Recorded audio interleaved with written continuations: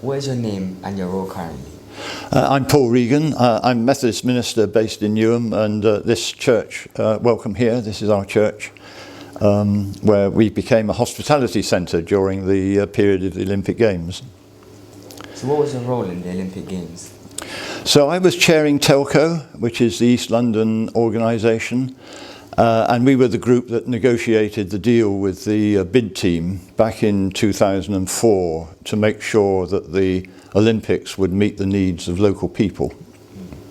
The Olympic Games are an exciting opportunity for everyone living in the UK. Did you have any role before London was declared to be a place where the Olympic Games would take place?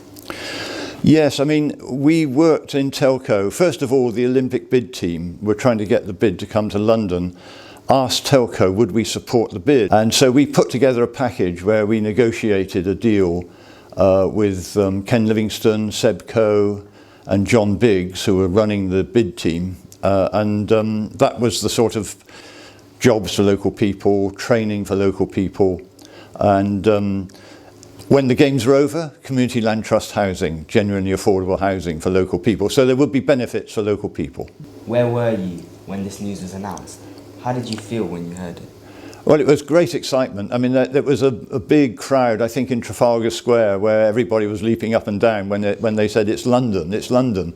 And we knew then that we were going to deliver the first living wage games, for instance, because that was part of the deal, that everybody would be paid a living wage. So enormous excitement, which was overshadowed the next day because of the bombing that took place in London. So there was an enormous high one day and a tremendous down the next day. Can you please tell us a timeline of events that brought change and agreement? So I was chairing Telco, and in 2004 I had a letter from Ken Livingstone saying we agree to your proposals.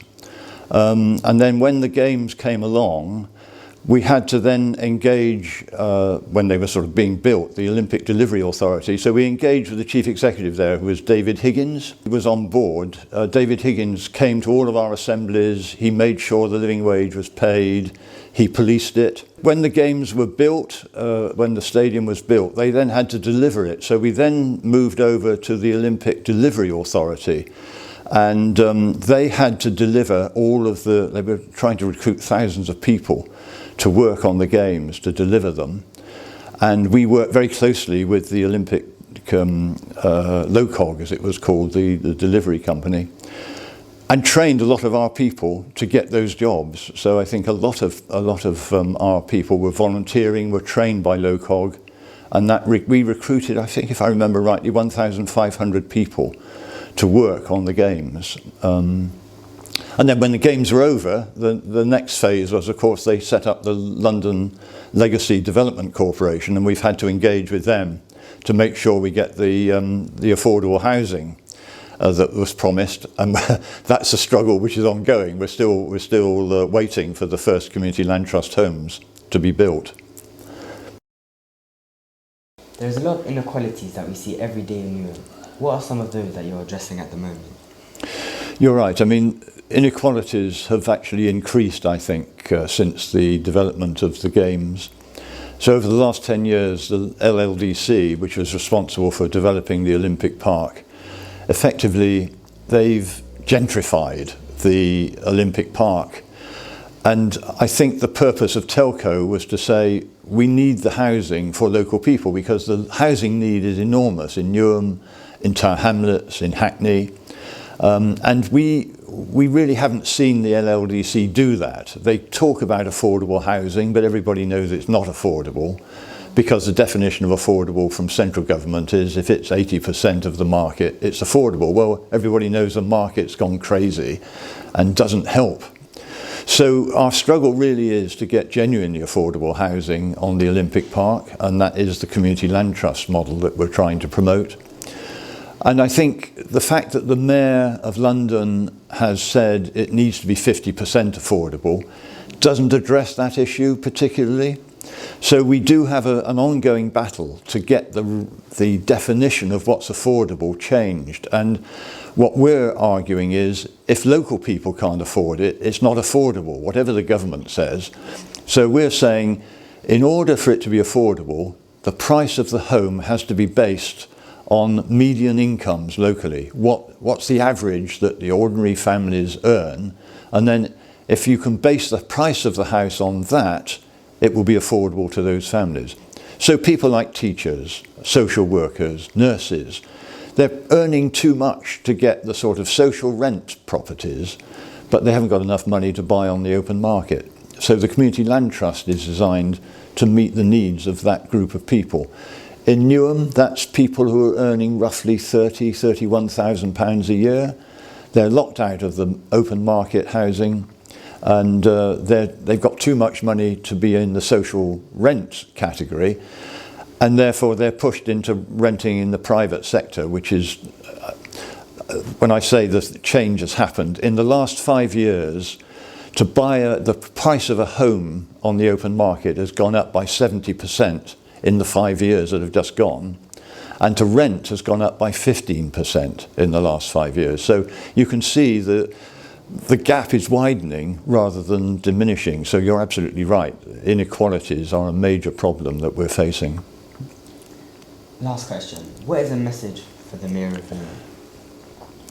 I think that at this moment in time, the Mayor of Newham will get back from the Olympic Legacy Corporation the planning powers in 2 years. So in 2024, the LLDC will go out of business, the local authorities will take back control.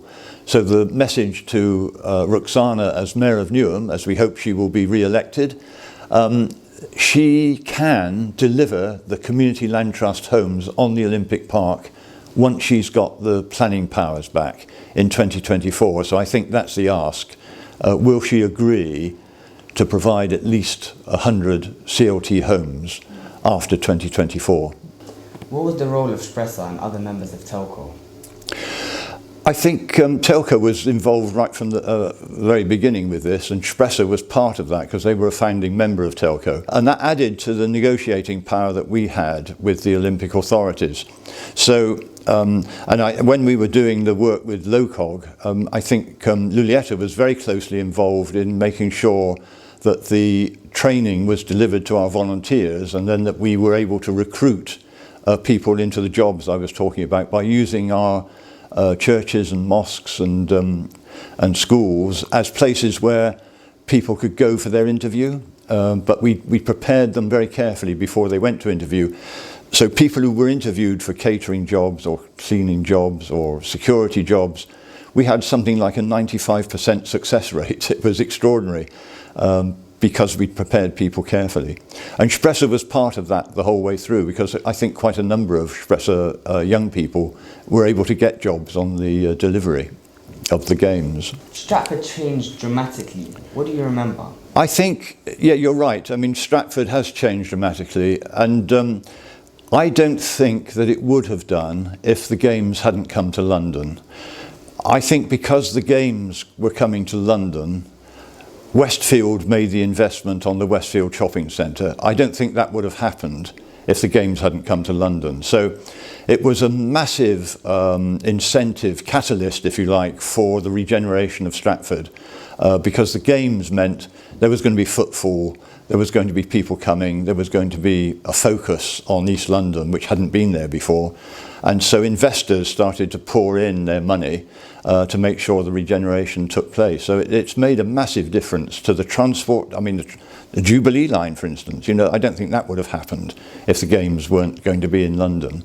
So the transport changes have happened, the shopping has changed, and of course the housing has changed dramatically. Where's the relationship with the bodies that you negotiated during those times? So we've had sort of ongoing struggles at each stage of the development to make sure that Telco was at the table and was able to negotiate. And it's been done very successfully. I mean, because Shpresa and other organisations were able to sort of keep the pressure up. We didn't go away. If things became difficult, we turned up and explained the difficulty. And we're still doing that now. We're still campaigning for the Community Land Trust homes on the Olympic Park. We were originally promised 100. At the moment, they're talking about possibly 20. Well, we know that isn't going to be adequate. And so the pressure still has to be mounted. But because this is the 10th anniversary since the Games took place, it's a brilliant moment for us to put the pressure back on the LLDC and the local authorities to say, come on, you've promised this, local people need it, let's have it. Thank you for your time, Paul. Okay.